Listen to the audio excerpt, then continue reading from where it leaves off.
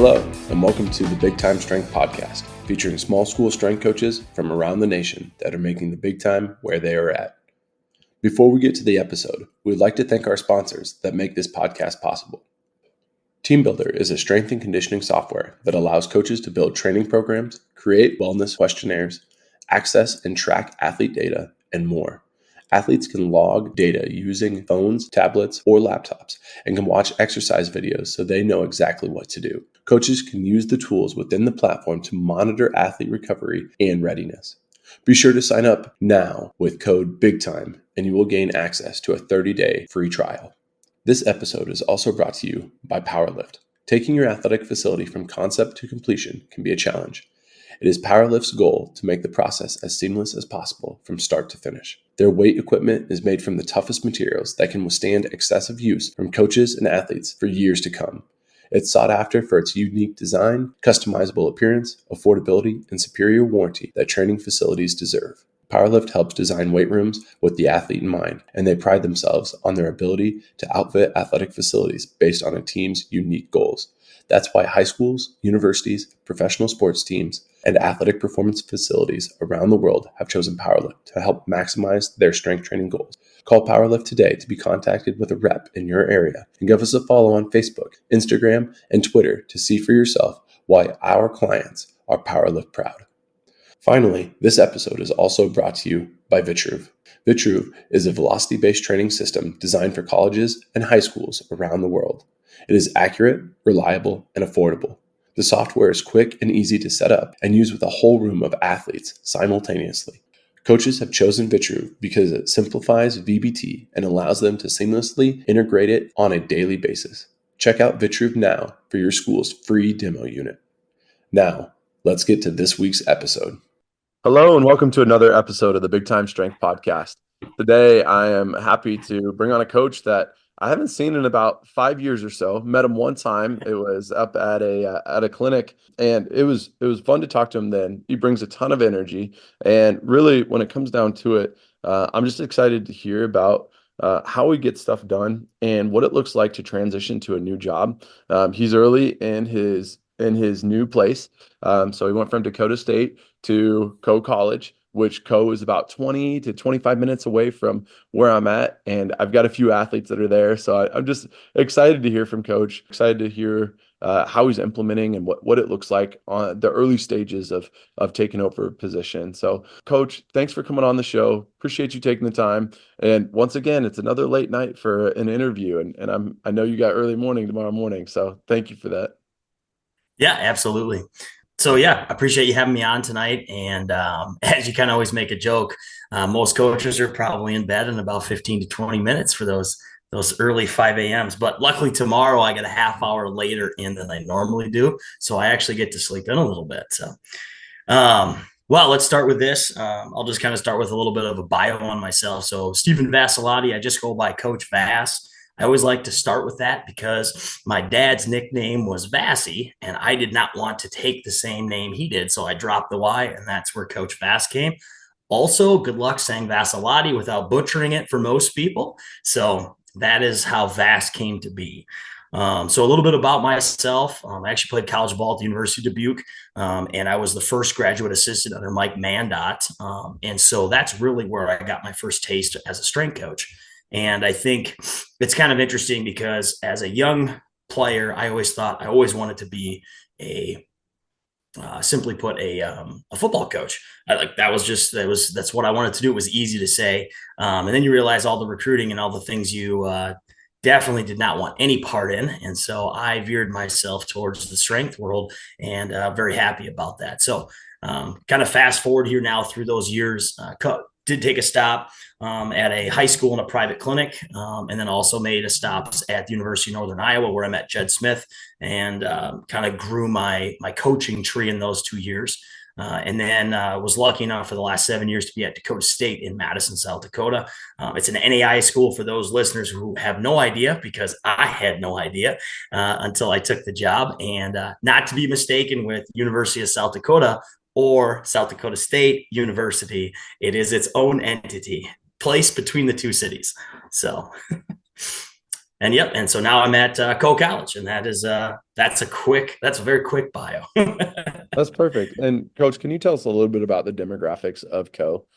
So for people that don't know, it's placed in Cedar Rapids, Iowa, the second biggest metropolis in the large state of Iowa. And really, when you come to Cedar Rapids, there's a community college, there's another 4-year institution, there's Co, and then in Mount Vernon, about 20 minutes away, there's another college there. So it's packed into a few of them just right around the area. But Co's interesting because it's right downtown in Cedar Rapids and has a beautiful campus. But really, when you talk about your demographics, you'll be able to talk about, man, what's it look like for the number of teams that you're training and all the people that you got to manage. Sure. Yeah. So we'll kind of dive into this. It's definitely a bigger school that offers more sports, which is obviously awesome from our end of things. From the breakdown of like, we'll just say we're like me and my staff. So Co is very unique. And the previous coach did actually a really good job of getting this produced or getting it started. Another way to say that would be, and so we have a part-time assistant in Coach Marley, which is really nice. So essentially, this individual, she takes off about 3 teams, which is really good. And so you think of it from a part-time status, that helps me dramatically. And then obviously, I would be in charge of. I'll be honest, I don't know the exact number. Let's see. I think I have 8 teams I would be in charge of / programming and overseeing.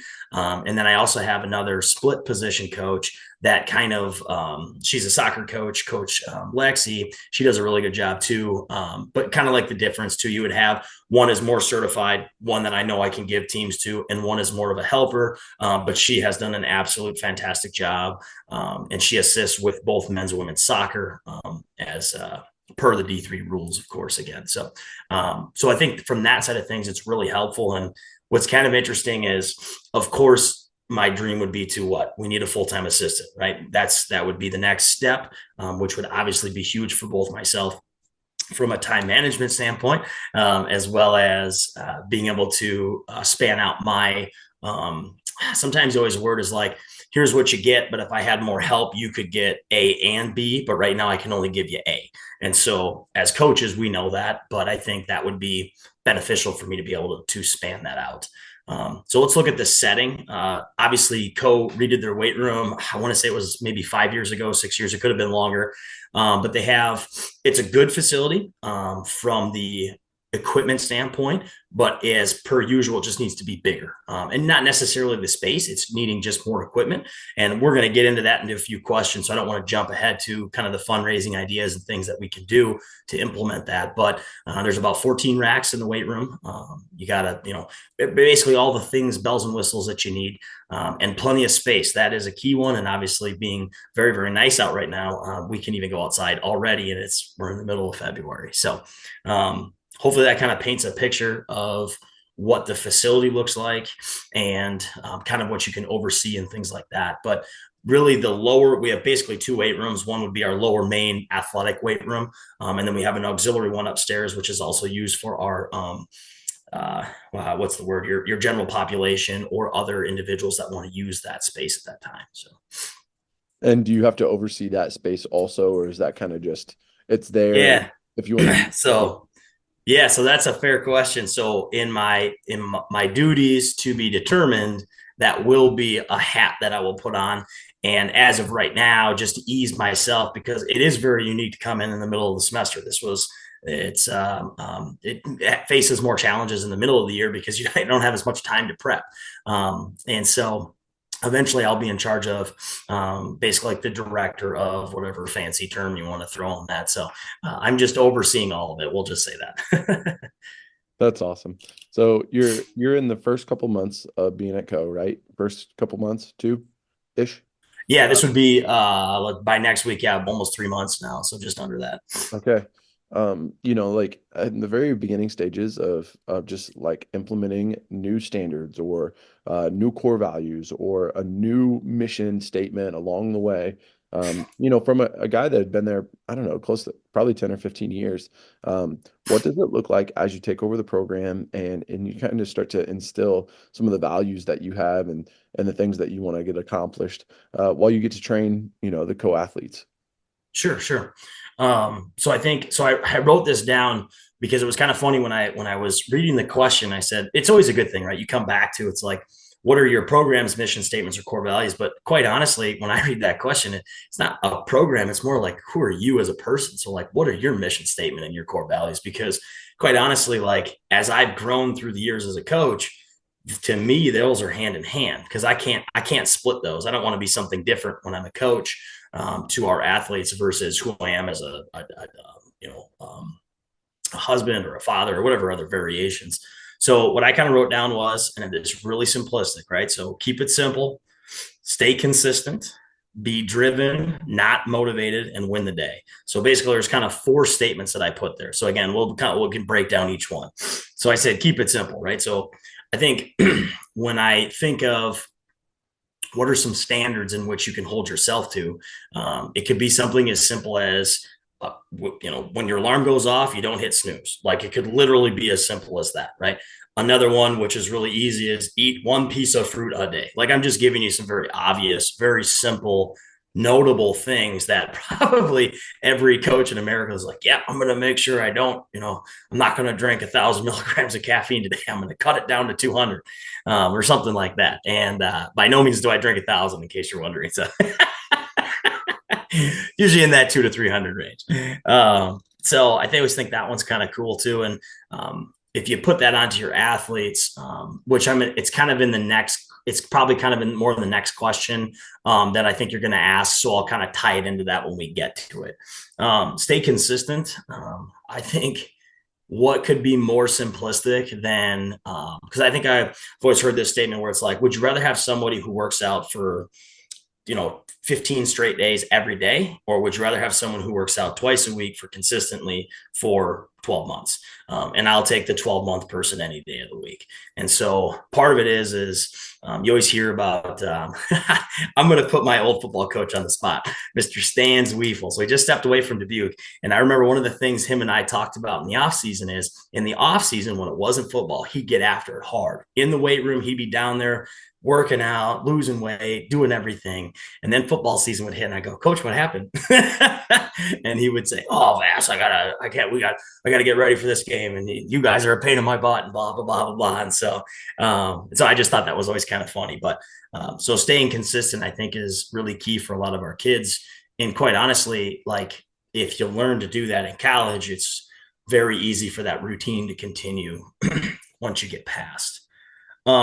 This next one, hopefully it's understood to the viewers. I'm saying like motivation is obviously important, but I'll read it again. I say, be driven, not motivated. So the way I differentiate these two is driven is long-term, motivation is short-term. And so what I mean by that is, let's say somebody listens to this podcast in this exact moment, and they're listening to me talk and they're like, oh man, that's really awesome. Like I'm going to go out and I'm going to eat an orange every day for a month, and you do it for 3 days and then it spans out. Right. And so in that moment, you were probably motivated to make a change, but you're not driven enough to stay consistent with it.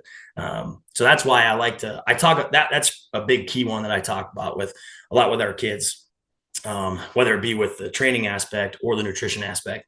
Obviously, both of those are very, very important. And then by no means this is my phrase, just a phrase I like, win the day, because I think it keeps everything very simplistic, where your job as an individual is to every day you enter the weight room or you enter the field or you enter the classroom or you enter whatever aspect of your life you're doing. As long as you get better over that said span of time, then that's all we can ever ask in that situation, right?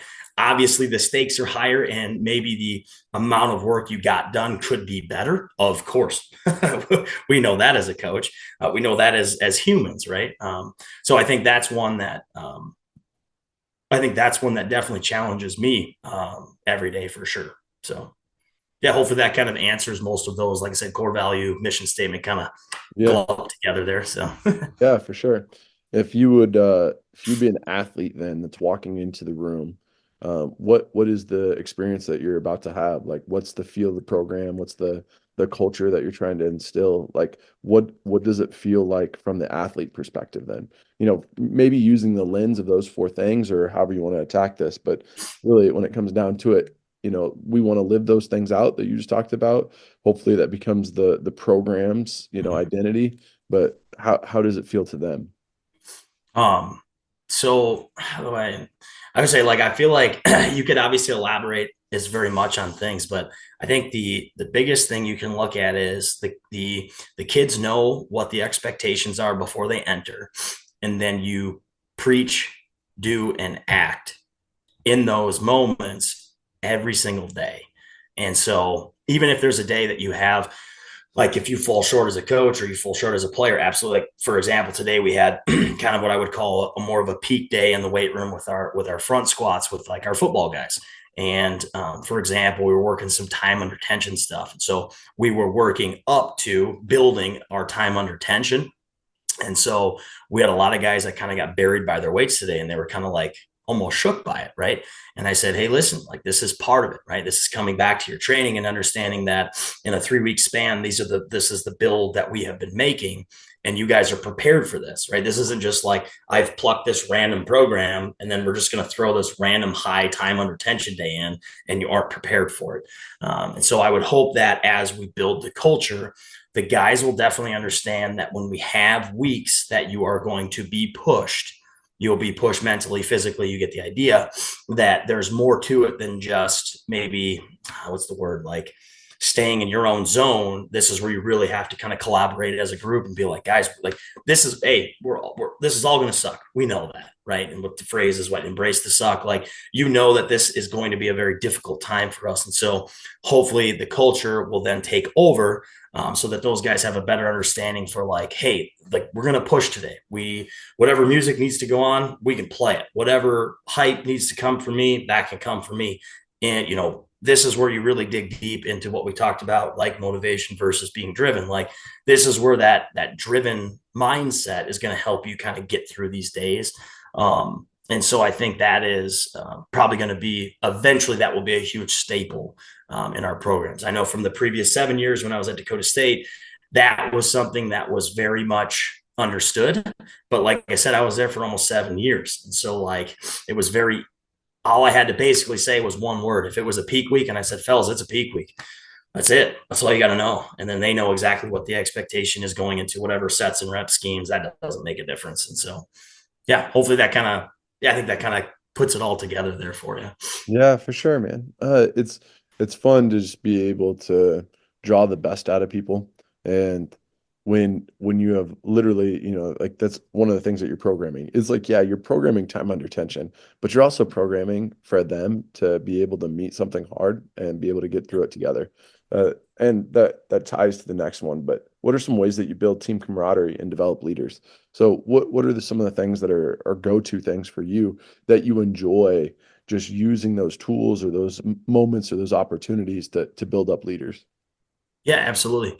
I think on days like that, how do I word this? I feel like days like that, like when you have those almost mini challenges that are built, right? So like we know this as coaches, or at least I would hope any good strength coach would understand this.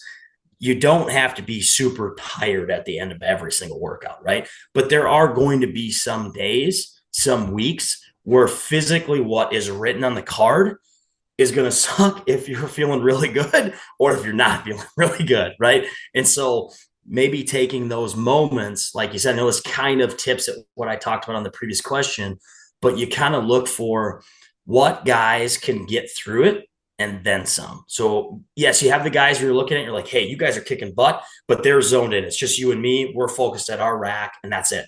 And which is great. That's fantastic. You're doing exactly what I've asked you. You're hitting new PRs and you're moving forward. And we have a couple guys like, and I know in our early morning group right now, some upperclassmen who do a really good job of, they lift really hard, but they elude that energy to other places. And so I think that's where maybe the best way I know it's very general, but like, I think almost the programming would like kind of pulls out where those guys are at.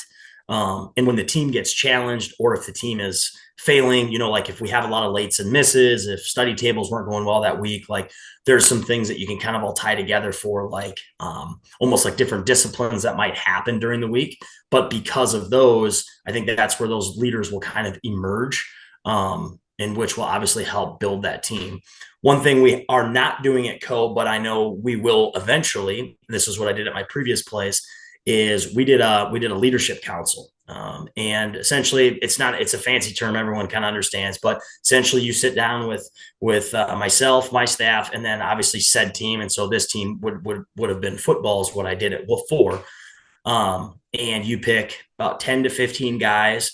You might read a book, do some leadership. You'll meet once a week, different things like that. And so, like I said, I didn't bring that up right away because it's not something we're currently doing at Co, but we will eventually in some format. But like I said, because I'm so new, the biggest thing was just to get the programming started before kind of implementing that stuff. And that's really where, in my opinion, I think we've had really good success. Probably some of the best buy-in from individual athletes, especially male to male, which, I mean, like that. I mean, like you played college football, you did everything with your bros, right? But I think the male bonding has been a huge positive for those guys just to open up a little bit, right? It's like, hey, everyone in this room understands that like we're going to take on certain things in our life, and that's okay. Like that's what we're teaching them to be young men in society and to be able to take those things on. But sometimes too, you need a release. And so like, I don't know. I just felt like that was a very good opportunity for the guys to be more authentic with me. I definitely was more authentic with them in that setting.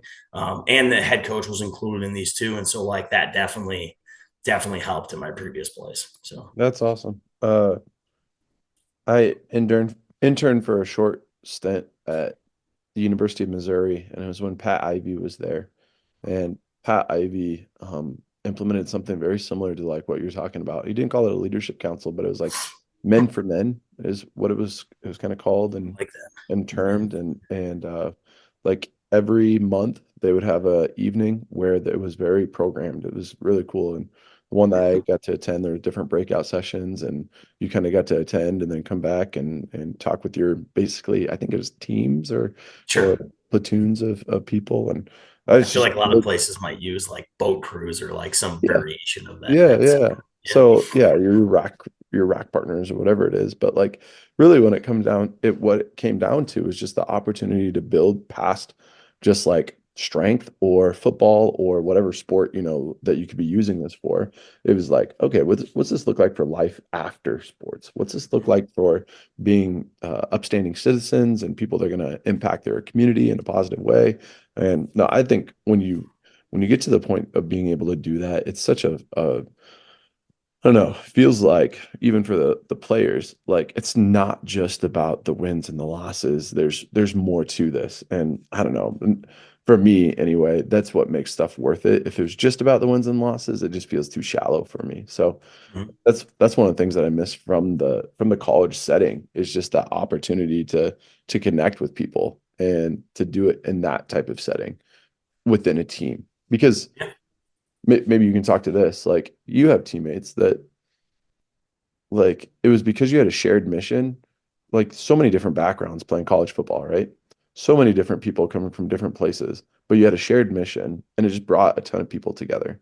And Mhm. it doesn't often feel like that after you get out in the real world, right? It does still in athletics, but it's still not quite ever the same. So it's interesting stuff. Oh, I like the that's good. No, that's really good. And quite honestly, that's really spot on. And yeah, it's like not to, I always say not to make things too bleak when you get out, because obviously being a dad, being married, you can check all the boxes that will have no merit on anything else in life.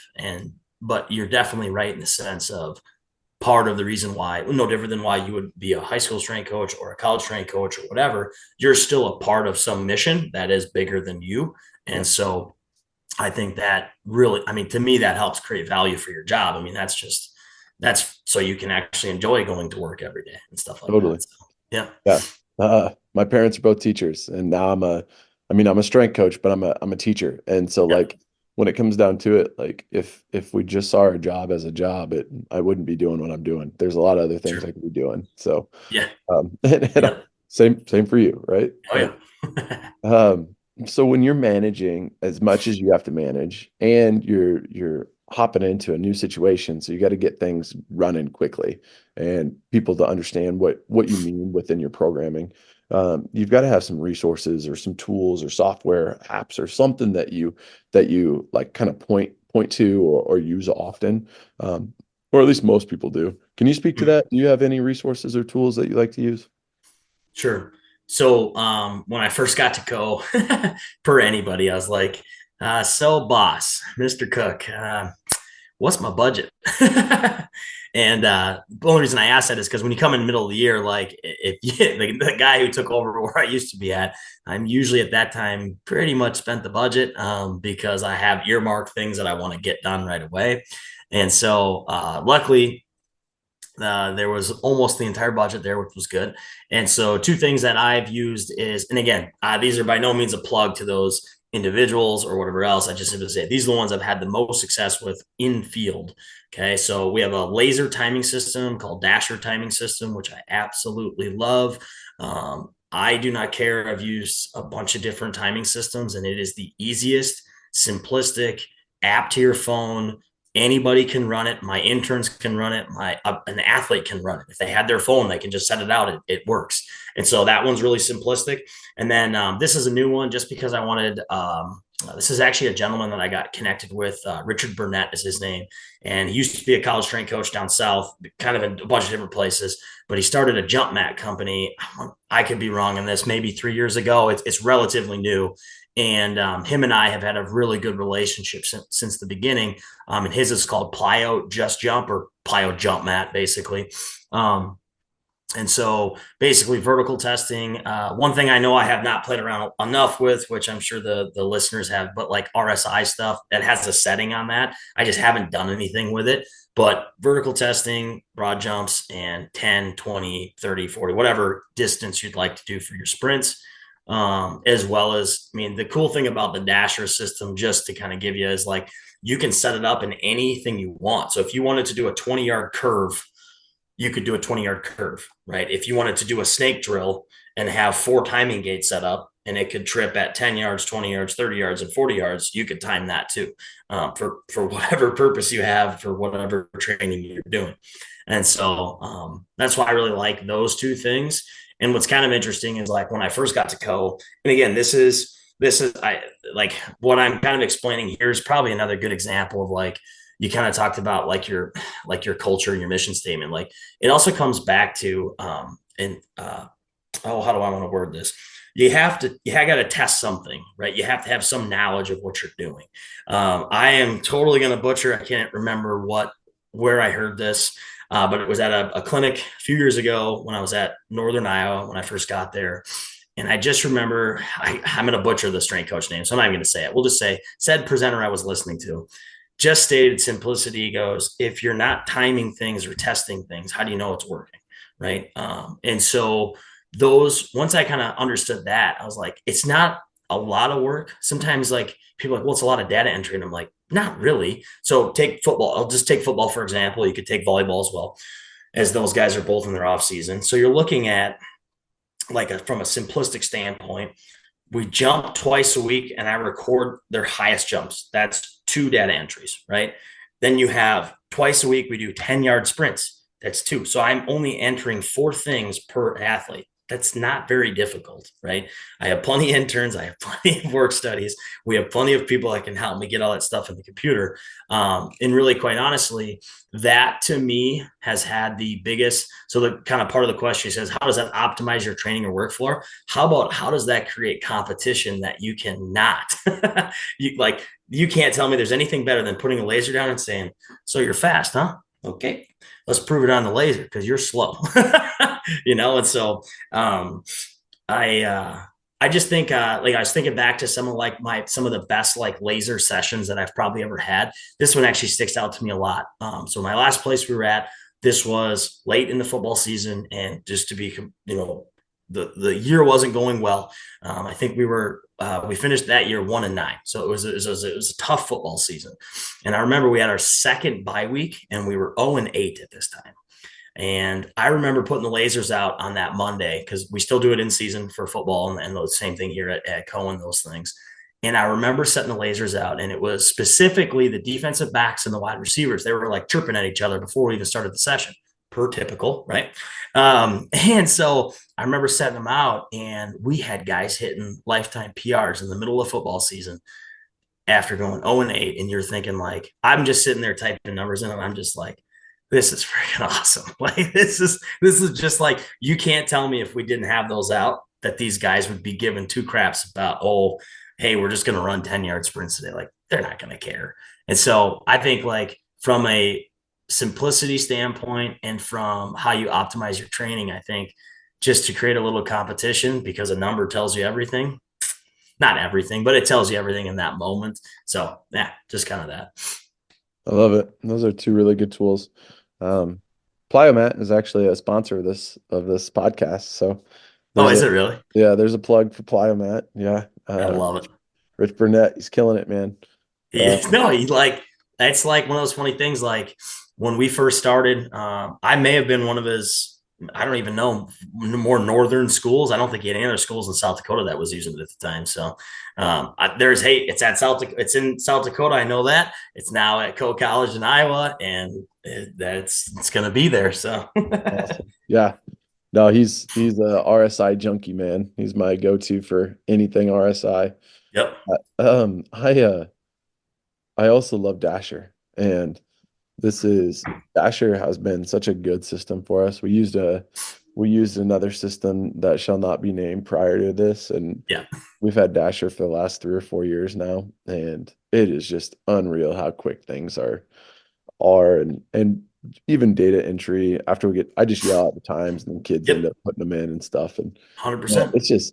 We're just pumping them out, and it's easy to be able to run, like you said, anything that you want to. So I think that if you can convince your athletic administration, no matter where you're at, high school, college, whatever it is, if you can find a way to measure, like, the first two things I tell people that they need to buy are lasers and a jump mat. Like, that's literally the exact same thing you said.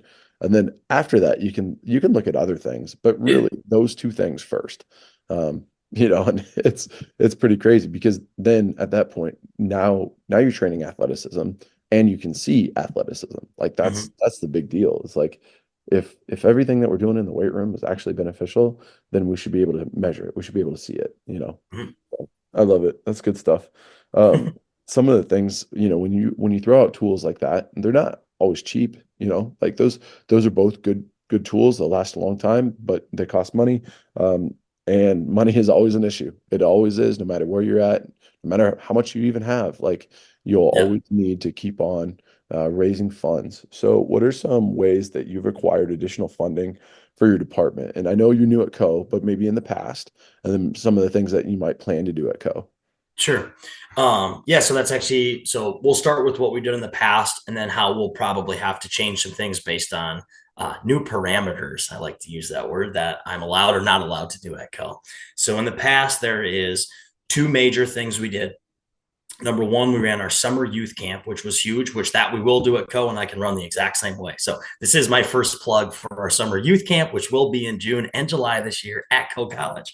So run by Coach Vass and additional athletes. So that one's really big. We probably averaged $8,000 to $10,000 off of that, which was really good. And what's really cool about that is, like, you're like, okay, well, you're just making money off. It's just another camp.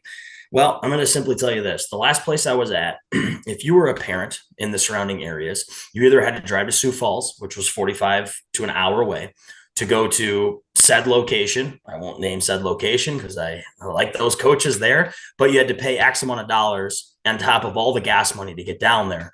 And I guarantee you can get that same training or better right there in Madison if I were to offer that at a much better price. And so I think that's really, like, that's been huge as far as the camp itself. And so you run it just like if you were running like your summer programs at the high school. Like, hey, Mondays, Wednesdays, and Fridays from 6 to 8 a.m., we're going to have 2 groups at 6 and 7, and then, whatever. And so you can do it the exact same way. So that's been a really big one. It's also another way for me to get integrated with the youth, which is obviously hugely important. And then that puts a plug in for the parents, and then you get the idea. So usually at some point down the road, I've even had a lot of those parents when we do general fundraisers that will then give back to the program, and their kid doesn't even go to the college, right? And so you're finding different avenues to create some trust or to create a relationship with those individuals. The second one, which will have to be done differently at Co. And so I'll speak on how we've run it in the past, is we ran what we called our spring lift-a-thon. And I'll just generalize it as this. So basically what we would do is we would showcase some form of strength or athleticism, or it didn't all just have to be the lifting stuff. We picked different metrics based on where certain sports were during the year.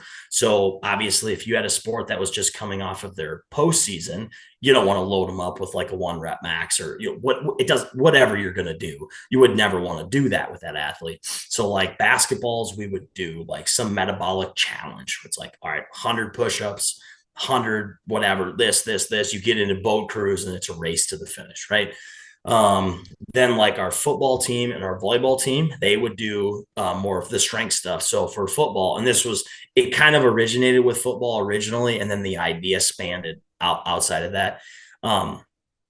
And it was really just a way to showcase what they've done in the off season. So we picked 90%, and then they did a one set of as many reps as they could do at 90%, as long as technique looks good. And, you get the idea. So that's what they did. And then I could go through each sport. It's like some sports just did a vertical jump because they were in season and that was the safest for them, but it could still showcase what we're doing. Some sports did a 10-yard sprint. You get the idea. So take that list, and then you say, well, okay, so that's the event. How'd you get money for it?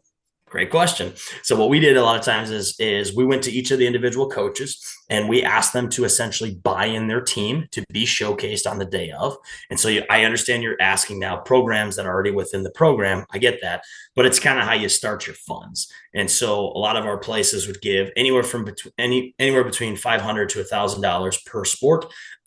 And certain sports gave more.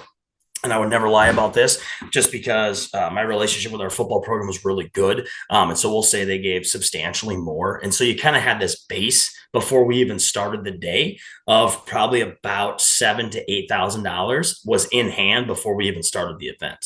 Right. And then what we did is the event was run in conjunction with another national fundraising day that the university did. And so like on that one day for 24 hours, hey, give to DSU athletes, you can give to strength and conditioning. Like it was all pushed to that one day.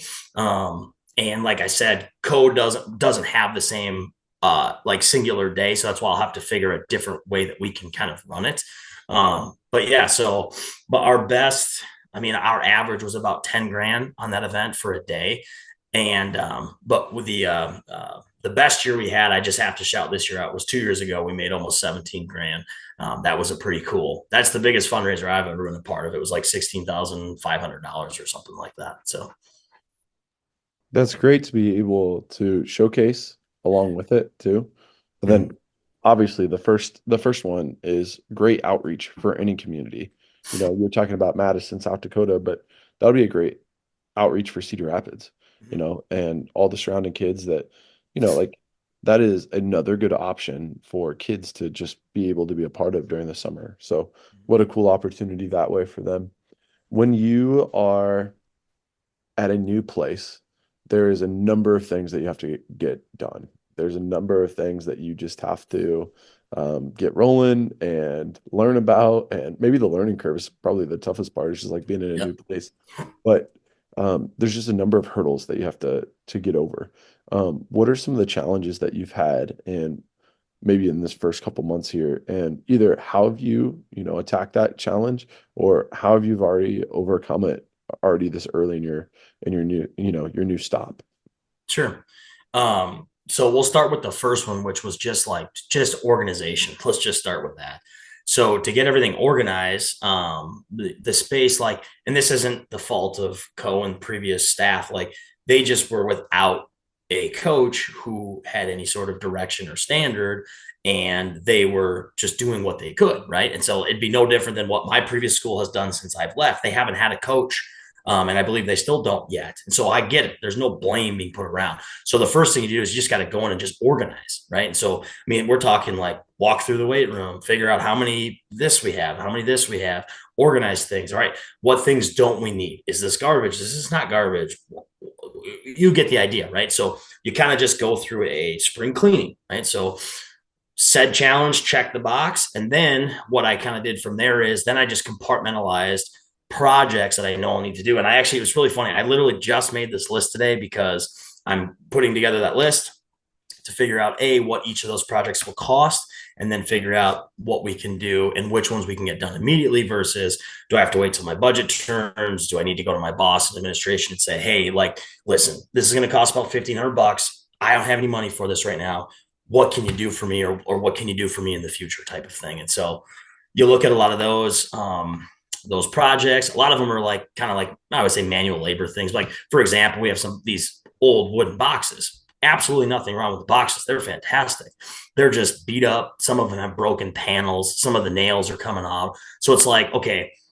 So what I decided to do in that instance was, instead of fighting that and leaving it, I just kind of pushed them all to the side, stacked them up, and we just don't use them. And that's okay, because my project note is to, when May hits, all right, we're going to go to work. We're going to fix up all the boxes, put some new nails in them, whatever else. It's going to cost us $200 to do all that, rather than replacing every box.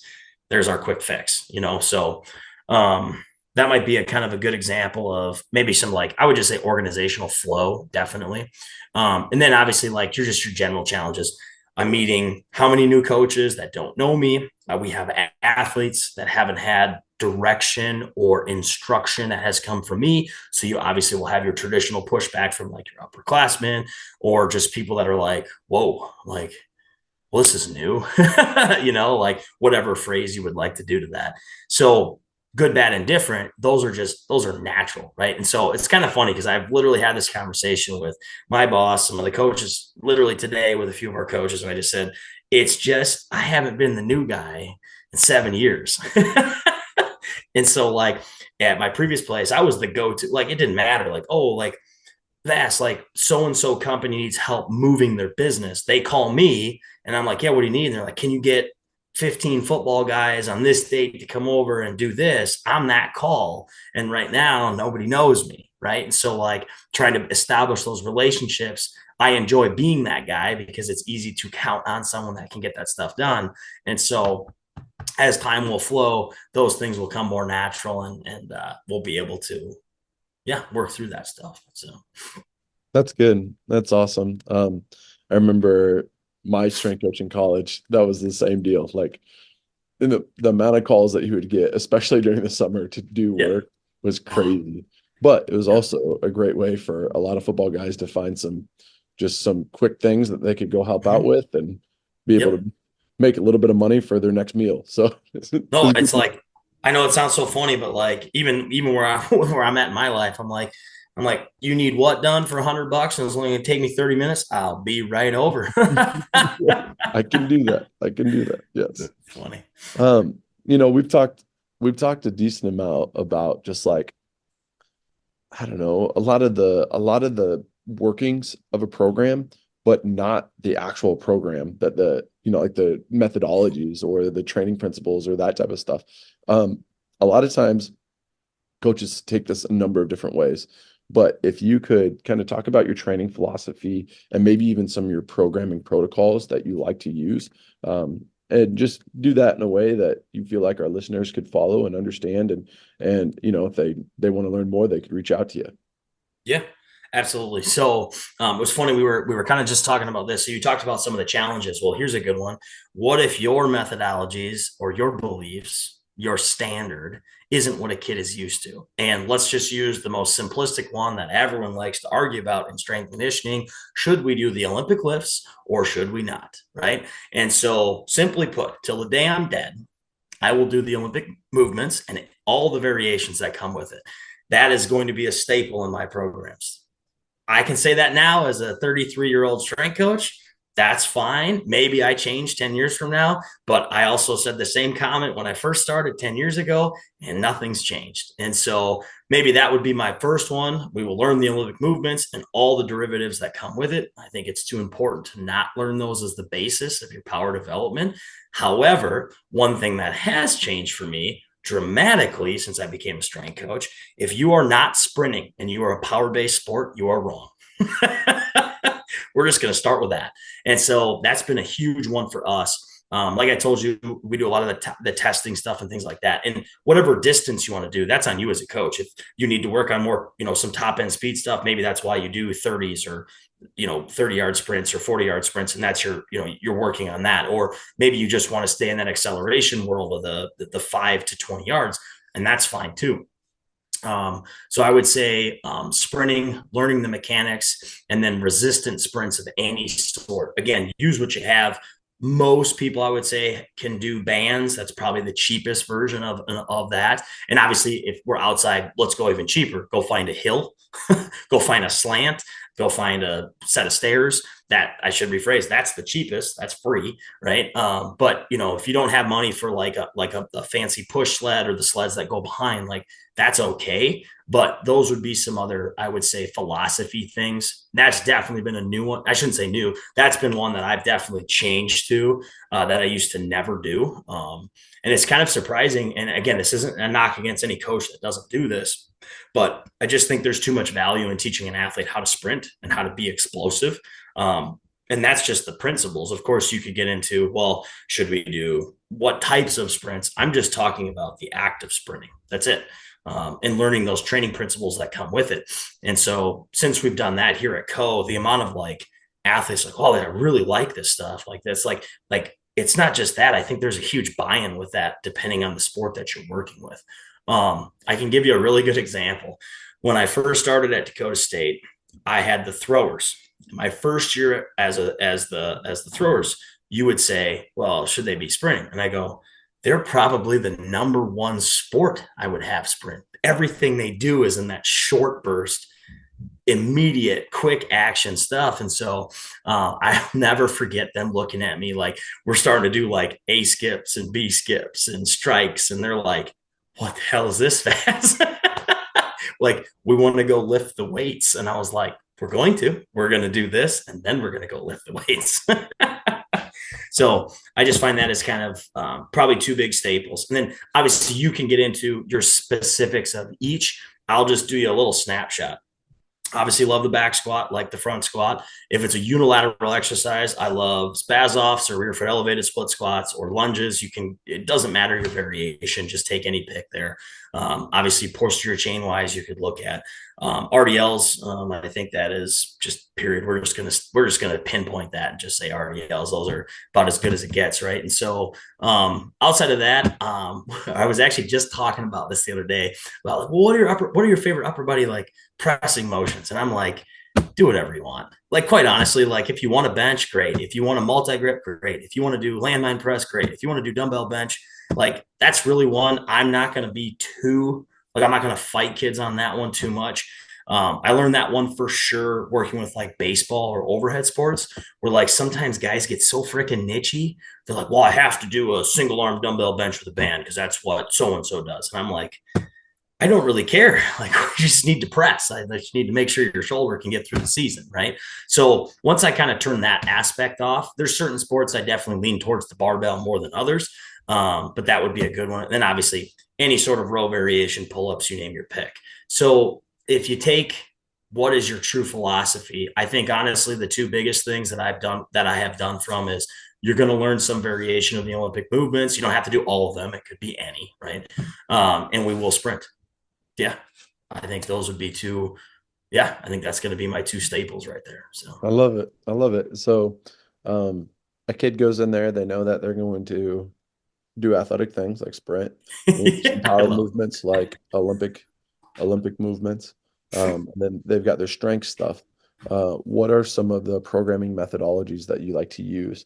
Are there any protocols that you follow, or is each team a little bit different, or how do you go about doing that portion of your job? Yeah. So this is by no means, this is going to just give credit to whom I would say I would borrow the idea from. When I worked at Northern Iowa, I was very fortunate. One of probably the best speakers, and this is a name drop here, is Christos Ivakou. He was the Greek weightlifting coach for Pyros Demas. Like I said, absolutely just dropping names so most people know those names. And so one of the things that was really cool about his system is, now you got to understand he's working with world-class athletes. You can't take his system and just throw that in. This is more taking a concept from his system. And he used the word target. Okay. And so all this is basically most of my programming just comes to some form of progressive overload. Everyone knows it's very simplistic. I've just taken the term target from his system to represent whatever weight you lifted for the day, so that when you go to the next week, it's very easy. So for example, let's say we're doing 5 sets of 5 on the back squat. Just keep it easy. And we're in a base week. My term for that is your base week, week 1, your start week, however you want to phrase that. And very simplistically, let's say we work up to 225. 225 now becomes your target. That's the most weight you lifted from the previous week. So when you go to the next week and you're supposed to lift more, now you know what number you refer to, and then we add said weight to whatever you need. And quite honestly, so you take the method in which is part of his system, the Greek system. Really, I'm just stealing, not stealing, it's stealing, whatever. We're all borrowing, right? Taking that term, and that term has helped me simplify most of the coaching that I do. And quite honestly, we could get into like, well, do you use percentages? Yes, I do use percentages once in a while. No big deal. When you're in season, I think that's a good time to use percentages so the athletes have some ranges to actually hit when they're needing to do stuff.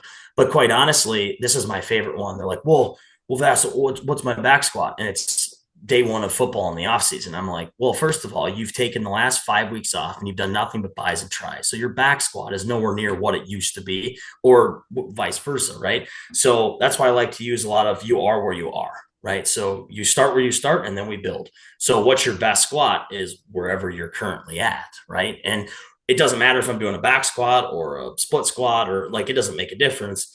That's just my method or terminology that I would use for that. I like that system. It makes sense. Having a target like that, I think, is vital. It's like the small goal type stuff, right? Like, I'm really big into making sure that you write it down and you can see it and you can fight for progress over the weeks. And when you have a target like that, especially for the athletes that I work with, linear periodization will always be a staple just because it works. And so like putting a target out there and saying, okay, what's it look like for us to either hit more weight or more reps? All right. You did one of those two things, you got stronger, right? And Yep. we do the R's within a modified APRE system. But Yep. really what it comes down to is like, if you do one of those two things, we're on the right path. And every week that's just what we're shooting for. So that target is pretty simple and kids get it. And you can use baseline stuff of percentages to help find those numbers, but eventually it's just going to be like, okay, what's it look like for this week? Yeah. I love it. I like when coaches make stuff simple. I truly do, because the kids don't care that much. What they care about is getting quality training. So Yeah. they don't care if it's 78 or 80%, right? It's the same. No. It doesn't even matter. So yeah, I love it, coach. What about when you are going about like thinking through the things that you want to get done at Co?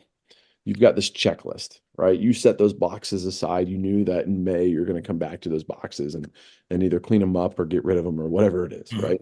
But you started to make this big list of things that you want to get accomplished. What would you say your vision is for your program in the next 5 years? What are the things that you want to get established in place you're just going to be focusing on? Sure.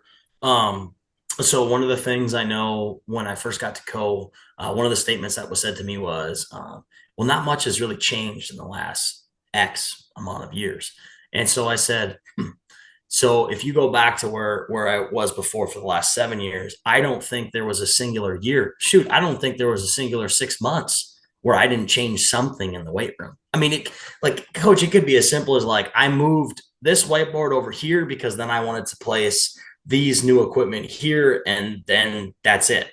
like just something as simple as that. Like, I love the kids coming, they're like, Coach, did you move that? And I'd be like, yes, that used to be literally on the other side of the weight room, right? And so I think when you look back at where your program is in 5 years, I think your hope is that the structure of it is continuing to grow. So it could be something as simple as like one of our big projects that we need to go for in this next year will be we need to get women's bars. So Co has no women's bars right now. So like at my previous place, when I first got there, I was like, that's got to be there, right? So we have a huge female population. They're smaller bars. The knurling sits different. They're shorter. They're a little bit lighter. It's more conducive to training those athletes. So I think it's vital that we have those. So once we add those, then that's a huge check, right? And the plus side of that is then you have 2 bars at every rack, right? That's huge. Like, sign me up, right? So there's a positive on the female side, but there's also a positive for the fact that now you have 2 bars available and you could do multiple things at the same rack with 2 bars. As far as how let's say maybe like how the staff is looking, obviously, like we talked about a little bit, is I hope we have a full-time assistant by that time, which I think would be huge to not only like the simplicity of how I would break teams up, but it would also allow us to train said teams better, right? We talked about it at the beginning where we said, if my goal is to be able to give you A, B, and C, but right now in my current state, I can only give you A, which is still really good. I just can't do those extra things that I know could also be that much more beneficial for your team that maybe make a difference down the road. And then, you get the idea. So, so that's from the staffing side, that's from the physical side. And then obviously on top of that, of course, you would hope for as much success as possible from the actual athletes, because at the end of the day, like, I can make that room as good as it is. We can increase our staff and we can have the best available time and resources to these athletes. But at the end of the day, they still got to go out and compete and win. So, right, that's still the ultimate goal, which is, are we winning? Are we making a difference in their efforts to have a winning culture and then win championships or whatever it is for those individual teams. So That's good. And it's obvious, like most coaches, as soon as they get to a place, they have these check marks. They have these things yeah, that they're going to hit along the way. And it's always fun to hear what coaches' priorities are through that.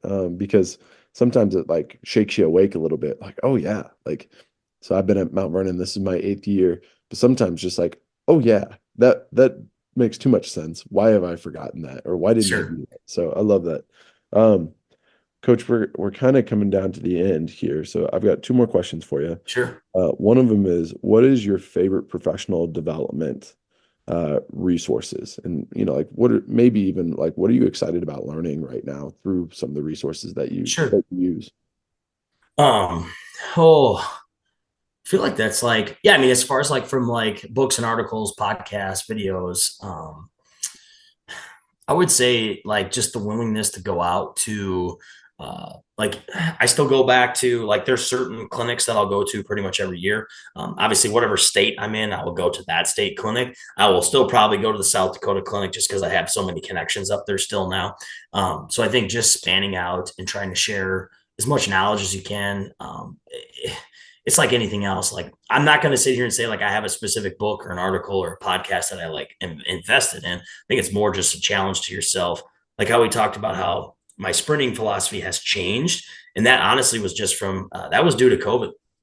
So you can blame COVID for that, because during that time, I think I watched how many different, things on plyometrics and sprinting and different coaches and why you should be doing it. And really, that's honestly when that changed dramatically for me, because then I was like, well, wait a second. I need to start timing stuff. I need to start doing the jump mat more often. Like, there was just more things that you should be doing that I think will help you develop as an individual. I think one of the other small areas, and I think this would fall into this, but like a couple things, a few years ago, I had said to myself, is like, number one, I want to speak at a state clinic, and then I want to start like speaking at clinics more often. Well, little did I know, in that year that I said that, I actually ended up speaking at the North Central Regional Conference in Omaha. And then the following year I spoke at the South Dakota State Clinic. And then this last year I spoke at the South Dakota State Clinic. And so those things literally happened like bang, bang, bang. And it was a lot of fun. I mean, obviously a bunch of different topics, and like obviously really good feedback from different people and stuff. But I think being willing to do those kind of new things per se. Most coaches are comfortable speaking in front of a group, otherwise you wouldn't be a coach. I think that's pretty obvious. So it'd be funny to me if I saw a coach that was like, yeah, I don't want to public speak. And it's like, what are you talking about? You do that every day.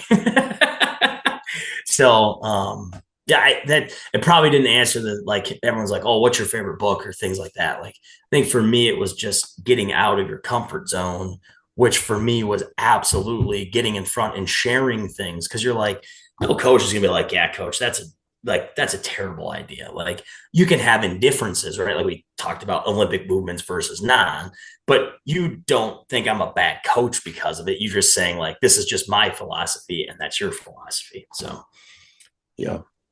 I often tell our kids, like, there are good and great strength and speed coaches that do the exact opposite of what we do at Mount Vernon. And I tell them that, and that, like, not that what we're doing is bad. It's just there's a lot of different ways to do stuff, and a lot of people have different philosophies, and this is just the philosophy that we adhere to, and so I love that. That's a good point, what you said. Our last question, the namesake of the show, my favorite question is, how are you making the big time where you're at? What does it look like for you to provide a big time experience for your student athletes? Yeah. So, and this may come down the road, obviously being only at COA a short time right now, but I'll give you some good examples of how I would say you're impacting kids well beyond just the time that they're here, the 3, 4, 5 years. I've had a lot of, think back to like, I think I remember, like, this might be a really simplistic example. Like, I remember the first post athlete of mine that he got engaged and invited me and my wife to said wedding. And I remember going to the wedding and you're like, oh my God, like, this is so cool. Like, I think just the way that I look at it is, I'm like, I don't want to say like, oh, you're so proud, but like, I don't know what other emotion would come up. Like, you're like, I coached this kid for 4 years and he's a great kid. And now he's a young kid getting married just like I did. And then he's going to start his life just like I did. Right. And so you're like, you're checking all those boxes for like how you think that impact is for each of those. And now think about it.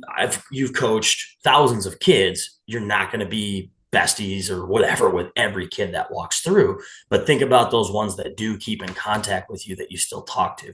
I have a group of, one of my first years I was at DSU, I have a group, it's a Snapchat group with 3 guys that I coached, all 3 of them. And 2 of us, or 3 of the 4 guys, are dads. And then we make fun of the one guy because he's good. He's good, dude. He lives down in Florida, but he's single and he's not a dad. So our Snapchat group is called 3 Dads, and then like the loner or whatever. And so, but that's another good one too, is like, I would never have those relationships if I didn't have like what I did for them when we were in the weight room. And so now, like I said, do you have that with all your kids? Absolutely not. But I think, how are you making it big time? I think really that's a testament as to when you're 3, 4 years, as you graduate seniors each year, that's more or less is what are they doing maybe in return, whether it be staying in contact or, whatever. Like, if they come into town, they're like, hey coach, like, do you want to go grab like some drinks or whatever else? Obviously in my setting, but like, you get the idea. Like, you want to come back and like almost hang out type of thing. I think, you made a positive impact. And so obviously you can say, how are you making it big time? Like, yeah, I won, 4 national titles in the year that you were here. But like, at the end of the day, like we've talked about, as cool as that would be, and I would love to be a part of that, we can still have all these other things that will be much more talked about than any other aspect of their training or life. Coach, you did a great job answering that question. I really enjoyed the interview, and I'm thankful for you taking the time. I know now that you're going to go face plant into your pillow and so that you're ready to roll tomorrow morning. But yeah, I appreciate you taking the time. I appreciate you just sharing the wealth of information that you have. And I am extremely happy that you're 20 minutes away now. So yeah. appreciate that, Coach. This is for any listener that's listening and wants to learn more. Coach Vass has a broad perspectives from sprinting Olympic lifting, strength training. You guys heard it. Okay. So if you want to reach out to him and learn more, he's definitely willing, and we'll put his contact info in the show notes. So thanks again, Coach. Absolutely. Thank you.